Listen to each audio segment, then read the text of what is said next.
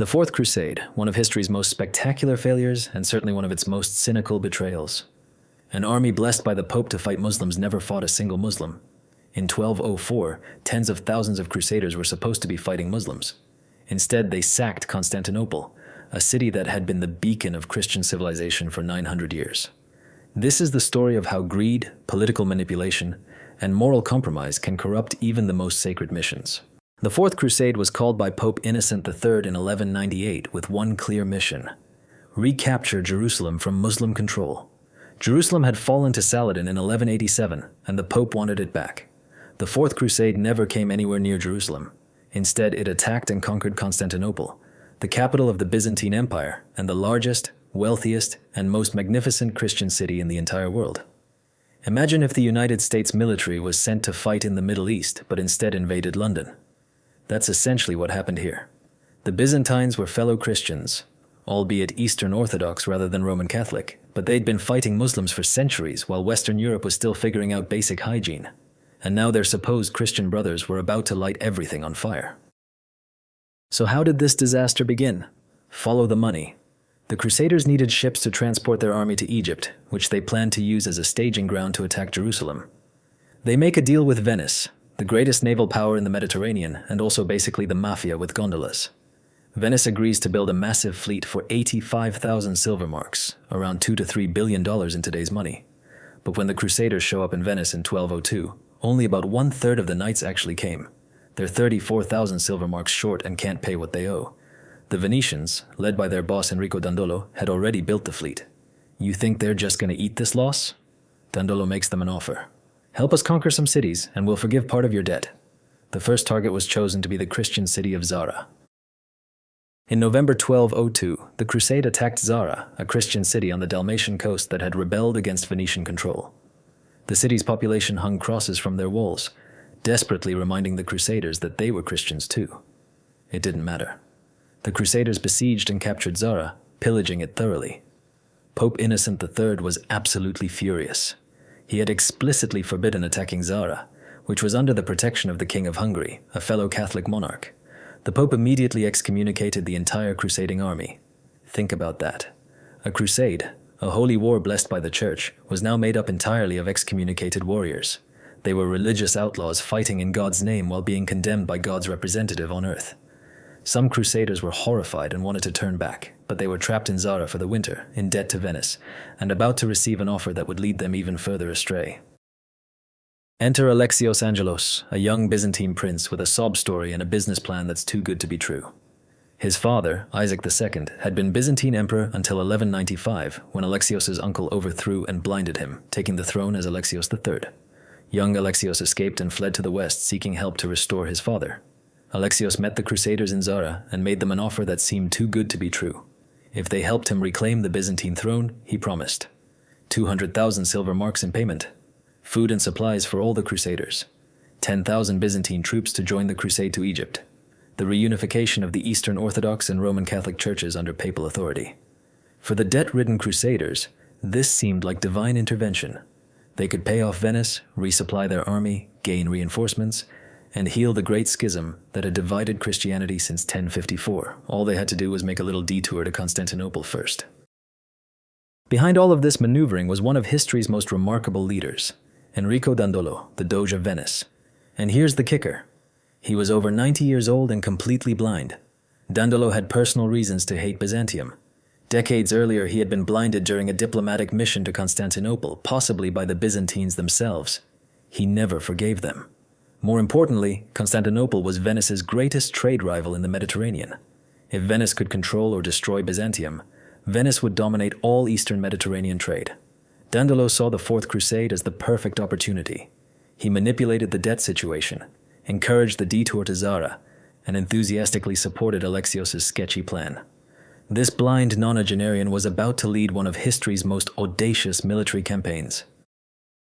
To understand what happened next, you need to know about Constantinople's defenses. This city was the medieval equivalent of Fort Knox mixed with Helm's Deep. Triple walls on the land side, an inner wall 12 meters high and 5 meters thick, a middle wall 8 meters high, and an outer wall with an 18-meter wide moat. These walls stretched 6.5 kilometers and had 96 towers. The sea walls rose straight from the water. No enemy had ever breached Constantinople's walls. The city survived over 20 sieges. Arabs tried twice with hundreds of thousands of soldiers and got absolutely nowhere. Surely a force of crusaders, weakened by debt and excommunication, couldn't possibly succeed. But the Crusaders had something previous attackers didn't: the Venetian navy and its innovative siege technology. On July 17, 1203, the Venetian fleet launched an audacious attack on Constantinople's sea walls. The Venetians had modified their ships with flying bridges, extendable platforms mounted on the masts that could reach the top of the walls when the ships came alongside them. Leading the assault personally was the 90-year-old blind Doge Dandolo himself. According to eyewitness accounts, Dandolo stood at the prow of his galley, holding Venice's banner of St. Mark, and ordered his men to beach him at the walls, or he would execute them for cowardice. Against all odds, the Venetians scaled the walls and captured 25 towers. They set fires that burned through a section of the city. Emperor Alexios III, seeing the enemy inside his walls for the first time in Byzantine history, panicked. That night, he fled the city with his favorite daughter and 1,000 pounds of gold, abandoning his empire. The Byzantines released the blinded ex-emperor Isaac II from prison and restored him to the throne alongside his son, young Alexios, who became Alexios IV. The Crusaders had succeeded. Now Alexios IV just had to keep his promises. For a few months in late 1203, it looked like everything might work out. Alexios IV was crowned co-emperor with his blind father. The Crusaders camped outside the walls, waiting for their payment. Young Alexios attempted to reunify the churches and began collecting money to pay the Crusaders. But he quickly discovered a massive problem. The Byzantine treasury was nearly empty. Years of mismanagement, corruption, and his uncle's plundering had left the empire broke. Alexios IV couldn't possibly pay the 200,000 marks he'd promised. He tried everything. He taxed the citizens heavily, confiscated church property, and even melted down sacred icons to mint coins. This made him wildly unpopular. The Byzantines began to hate both their new emperor and the Crusader army camped outside their walls, demanding payment that couldn't be delivered. On January 25, 1204, the Byzantine aristocracy had had enough. They launched a coup, imprisoned both Alexios IV and his father Isaac II, and placed a new emperor on the throne, Alexios V Ducas, nicknamed Mortsoflos because of his magnificent unibrow. Within days, Alexios IV was found dead in his cell, strangled with a bowstring.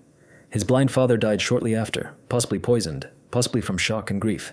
The new emperor Alexios V immediately fortified Constantinople's defenses and sent a message to the Crusaders. The deal is off. No money, no troops, no support. The Crusaders were stunned. They had invested over a year in this scheme. They were still massively in debt. They were excommunicated. And now they had no way to pay the Venetians or continue their crusade. They held a council to decide what to do next. The decision they made would echo through history as one of Christianity's greatest crimes. The Crusaders launched their final assault on Constantinople. After 3 days of fierce fighting, they breached the walls on April 12th. The Crusader leadership made a proclamation that sealed the city's fate. For 3 days, the army could keep whatever they could loot. Imagine telling 20,000 armed men, frustrated by months of broken promises and empty pockets, that one of the richest cities on earth was theirs for the taking. What followed was one of the most horrific sacks in medieval history. Constantinople had accumulated 900 years of wealth, art, and religious treasures.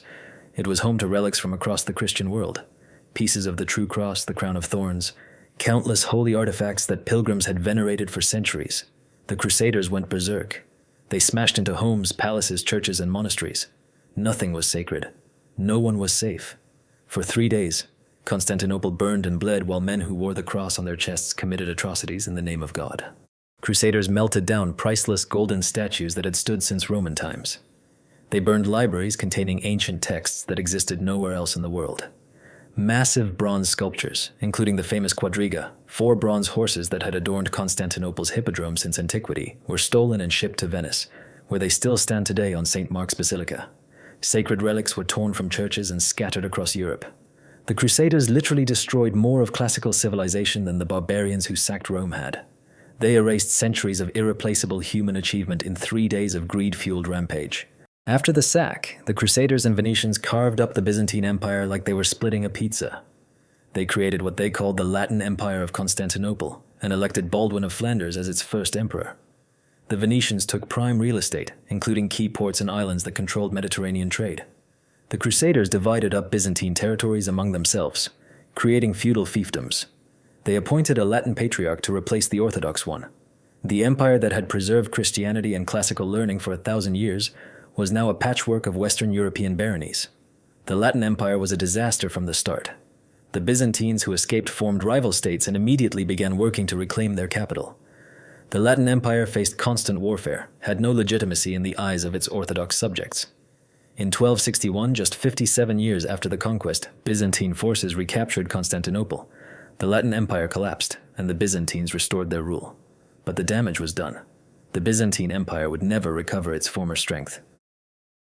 The Fourth Crusade's long-term consequences were catastrophic for Christianity. The Byzantine Empire, which for centuries had been a bulwark protecting Europe from Islamic expansion, was permanently weakened. The weakened Byzantine state could no longer effectively resist Ottoman expansion. Over the next 250 years, the Ottomans conquered the Balkans, Greece. The Fourth Crusade essentially opened the door to Muslim conquest of southeastern Europe. Perhaps most importantly, the Fourth Crusade discredited the entire crusading movement.